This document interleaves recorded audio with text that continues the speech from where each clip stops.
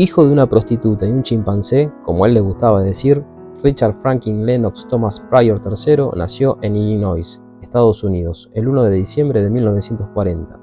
Tuvo una infancia digna de un personaje de Sade, dado que a los 6 años fue abusado sexualmente por un vecino. A los 8 sorprendió a su madre teniendo relaciones sexuales con un cliente y a los 10 lo enviaron a vivir al burdel de su abuela. Durante su adolescencia, y ya teniendo un temperamento agresivo, hizo que lo expulsaran del instituto y también del ejército, cuando se enojó porque un soldado blanco se divertía demasiado con las escenas cargadas de racismo de la película Imitación a la vida, de Douglas Sirk. Pryor y varios otros soldados negros lo golpearon y apuñalaron, aunque no fatalmente. Harto de todo, el joven se refugió en la oscuridad de las salas de cine, pero ni las películas de su admirador Howard Hawks conseguían callar las voces que escuchaba dentro de su cabeza. Ello era un mundo de drogadictos, borrachos y prostitutas que chillaban sin parar. Pero para devolver esas voces se hizo monologuista. Corrían los años 60 cuando empezó actuando en Las Vegas, pero su humor corrosivo gustó más en Nueva York, donde compartió escenario con Bob Dylan y Woody Allen. Sin embargo, hasta 1974 no encontró la horma de su zapato, cuando participó en el programa de televisión Saturday Night Live, tirando frases muy fuertes y fuera de lugar, la cual estas hicieron que su audiencia se multiplique de una manera exponencial. En noviembre de 1977, después de años de fumar y de beber en exceso, Pryor sufrió un ataque cardíaco leve, pero se recuperó y reanudó su actuación en enero del año siguiente.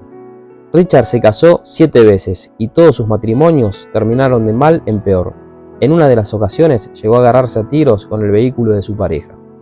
Ya para en el verano de 1980, Richard Pryor se encontraba en pleno rodaje del film Perdedor Nato.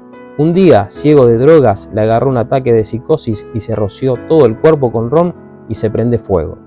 Como una antorcha humana corrió calle abajo hasta que la policía lo llevó al hospital, donde fue tratado por quemaduras de 2º y 3er grado, que cubrían más de la mitad de su cuerpo.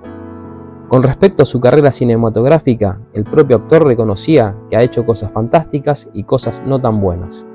El dinero no le ha sido indiferente, por eso no en vano firmó un contrato de $40 millones con Columbia Pictures y cobró $4 millones por su intervención en Superman 3 de 1983, $1 millón más que Christopher Reeve. Entre 1967 y 1997 apareció en unos 30 largometrajes, como El Mago de 1978, la película de Teleñacos de 1979, Noches de Harlem de 1989 o No me chilles que no te veo de 1989. En 1990, Pryor sufre un segundo ataque al corazón mientras estaba en Australia, en el cual se sometió a una cirugía de derivación cardíaca triple en 1991. Devastado por una esclerosis múltiple que le habían detectado en 1986, se despidió de la gran pantalla con Carretera Perdida, de 1997, en sillas de ruedas y pasó sus últimos años recluido en su mansión californiana viendo una y otra vez El silencio de los corderos. El 10 de diciembre de 2005, 9 días después de cumplir 65 años, Pryor sufre un ataque al corazón en Los Ángeles. Fue llevado a un hospital local después de que los intentos de su esposa por reanimarlo fracasaran.